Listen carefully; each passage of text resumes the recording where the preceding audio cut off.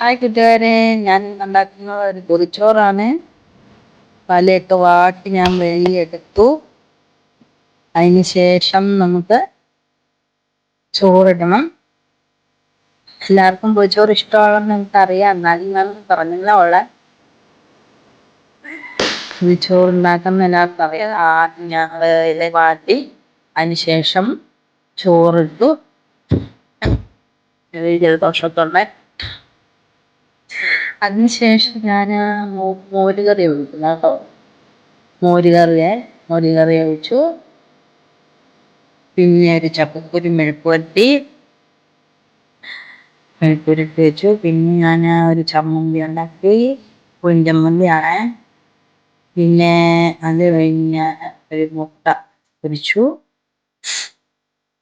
മുട്ടയാണ് പിന്നെ ഞങ്ങൾ വെച്ചത്. പിന്നെ അത് കഴിഞ്ഞ് പൊതിഞ്ഞെടുത്ത് തേപ്പും കൂട്ടി പൊതിഞ്ഞ് ഞങ്ങൾ ഉച്ചയ്ക്ക് കഴിക്കാൻ വേണ്ടിയിട്ട് ഞങ്ങൾ പൊതിഞ്ഞ് വെക്കുവാണ്. പൊതിച്ചോറ് എല്ലാവർക്കും ഇഷ്ടമായിരിക്കും അല്ലേ? അങ്ങനെ ഞങ്ങളുടെ പൊതിച്ചോറ് റെഡി.